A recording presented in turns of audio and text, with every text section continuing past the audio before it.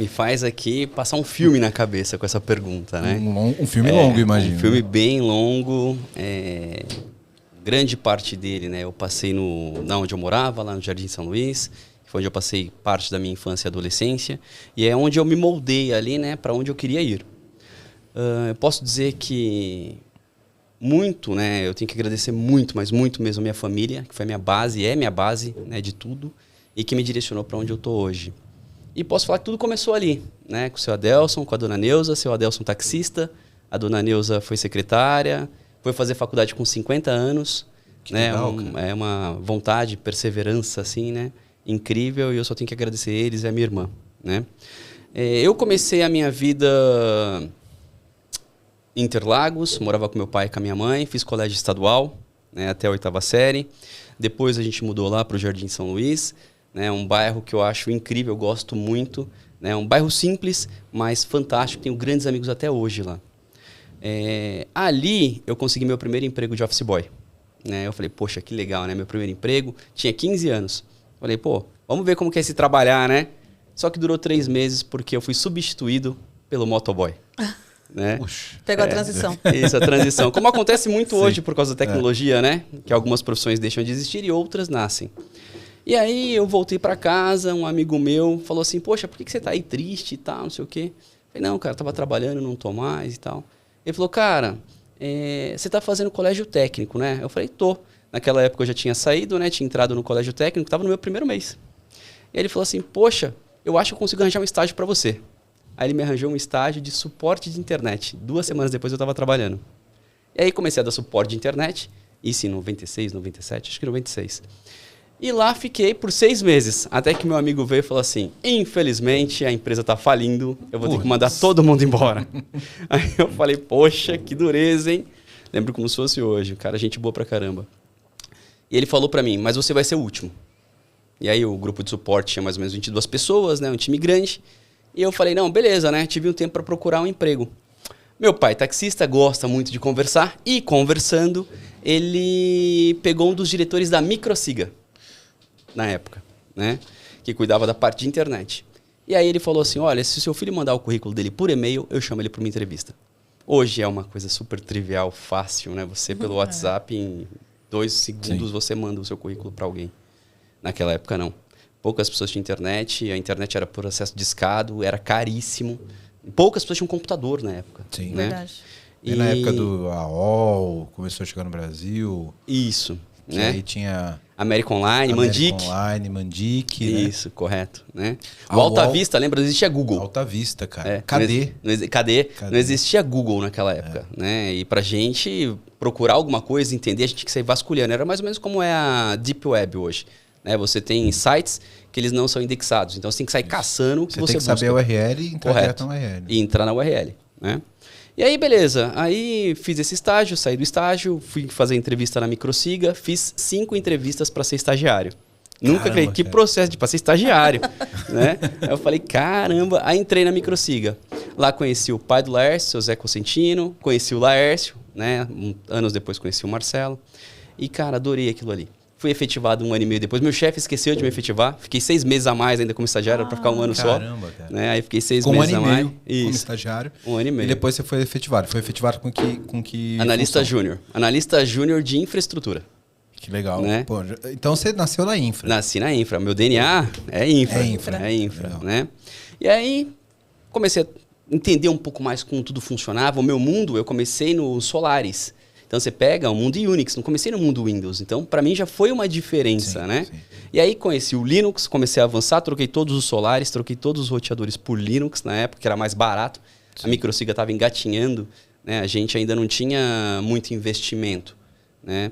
E aí com o tempo fui crescendo na carreira, virei analista pleno, sênior, né? Eu lembro que no meu primeiro desafio, que foi juntar a Microsiga com a Logo Center, lá em 2004, me transformar em coordenador.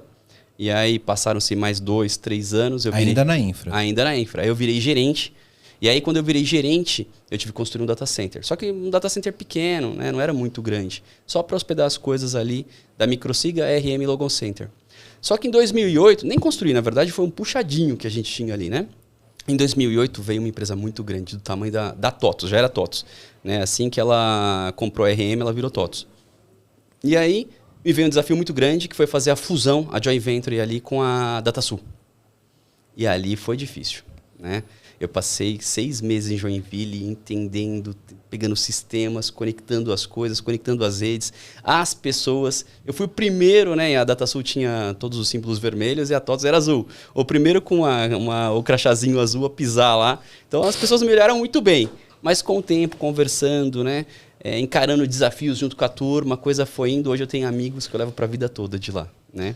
Você ficou quanto tempo lá na Microsiga? 16 anos. Cara, uma vida. Uma vida. Que importante para você crescer, né? Isso, essa nossa. constância. Não, para mim foi fantástico. A Microsiga não, a TOTVS, ela é minha segunda casa. Eu conheço do porteiro, não mais ao presidente, porque ele não está mais lá, ele é presidente do conselho, né, que é o Laércio, mas conheço o Marcelo, que é o filho dele, né, que foi meu chefe por muito tempo, né, uma pessoa incrível, os dois são muito visionários, o Laércio é incrível, né?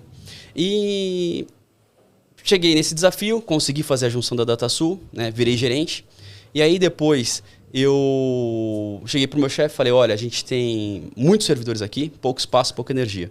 Em Joinville tem um data center novinho, com muito espaço, energia, mas não tem conectividade. Naquela época, os links eram muito escassos ainda, né, para a região sul do país. A gente tem que tomar uma decisão muito difícil. Ou a gente migra tudo para lá e corre esse risco, ou a gente constrói um data center novo. Aí ele levou para o board da TOTVS na época e decidiu se construir um data center novo. Naquela época eu já estava formado em sistemas de informação, pós-graduado em segurança, mestre em engenharia elétrica e estava fazendo mestrado em engenharia da computação na USP, no IPT. E aí eu falei, poxa, vou desenhar esse negócio inteiro, né? Porra, eu vou fazer da elétrica ao software. Ao software, tudo, mas foi literalmente assim, né? E aí, beleza, fomos desenhando o data center. Em 2009 eu terminei o projeto, né? Ele foi aprovado alguns meses depois. E lá próximo de 2010 a gente começou o projeto do data center. O data center chamava Nimbus, nem sei como chama hoje, mas ele fica ali na esquina da Sorora Angélica com a Brasleme. E um data center que ele tem 2 andares para baixo no subsolo e 2 para cima. Então, para mim, para o meu time na época, foi um baita desafio. A gente aprendeu muito, muito mesmo, sobre tudo de um data center. Cara, e aí, do zero, né? Do zero. E aí construímos o data center para hospedar as coisas na época, Microsiga, RM, Logo Center e DataSul. Tudo TOTVS, né? TOTVS, inclusive, significa totalidade em latim. Né? E aí, juntou-se tudo lá. E aí, eu ia muito em cliente resolver problema. Cuidava de infra, né? Ia muito resolver problema de conectividade, o Proteus não funcionava bem, etc, etc. Tanto que por isso eu viajei para grande parte dos países da América Latina. Morei na Argentina, morei no México, morei nos Estados Unidos, né? E aí, nessa, um cliente chegou para mim e falou assim, você tem um data center novinho lá, não posso hospedar o meu ERP lá, não? Eu falei, pode. Isso lá em 2012. Não tinha Amazon, não tinha Azure, não tinha GCP. A nuvem ainda... Não existia. A gente ainda trabalhava com soft layer, né? Isso, correto. Soft layer, The Planet. Na verdade, o soft layer ele veio depois do The Planet. Né? É verdade, é verdade. Você tinha o The Planet, aí você tinha Bare Metal, né? Eu achava incrível. Você pedia um servidor, os caras colocavam em 2 dias para rodar. Incrível. Falaram, nossa, um servidor Caramba, os caras carregaram rápido esse fantástico. servidor. Foi, literalmente, né? Porque era assim no passado. Assim, né? Era assim. É que hoje a turma não consegue nem entender o que é isso, né? Mas a vida era bem complexa. A camada de virtualização não era tão concreta como é hoje, né? Então hoje você pode ter todo o hardware lá em standby e você virtualiza quantas máquinas você quiser. Isso. Provisiona, né? Você vai provisionando, né? E na verdade, essa é a origem da nuvem, né? Correto. E a galera hoje não tem noção do que é você, ter que pedir um servidor. E o cara que tá te entregando o servidor, ele tem que botar esse servidor embaixo do braço, literalmente, ligar na tomada e falar, teu servidor tá ligado. Isso. Né? Tinha um tempo, né? O cliente contratava uma máquina nova, você falava assim, beleza. Aí você ia pedir, né, para um fornecedor aí, X, ele falava assim, essa máquina é importada. Aí acabou. Pronto, já era. Aí você fala, 2 meses para conseguir ativar a sua máquina, né? E aí tudo mudou. A gente foi colocando, né, de um data center que só gerava custo, ele começou a gerar receita. E a gente colocou primeiro, segundo, terceiro, quarto, e aí fui colocando um monte de servidor. Em 2012, eu ganhei, né, além de ter esse desafio de colocar o data center para rodar, migrar tudo e começar a colocar cliente, eu ganhei um outro desafio que foi montar o laboratório de inovação da TOTVS no Vale do Silício. E aí fiquei lá e tal, e aí comecei a buscar novas soluções de data center. E aí numa dessas eu encontrei o OpenStack. Nossa. Aí eu falei, poxa, cabeça explodiu. Que negócio é esse? Cabeça explodiu. Incrível. Eu falei assim, fantástico. E aí trouxe esse negócio para cá, para o Brasil. Comecei a testar, gostava muito do mundo open source, né? O bicho é open source. E aí comecei a rodar, testar, ver ele elástico por natureza, né? Ele crescendo e diminuindo de acordo com os meus parâmetros de gatilhos para infra. Eu falei, fantástico. Eu falei, tecnologia da TOTS, vamos deixar o Proteus elástico? E aí conversamos, fizemos testes, colocamos o primeiro cliente elástico, pagando sob demanda. Você criou a primeira nuvem privada. Primeira nuvem privada de ARP.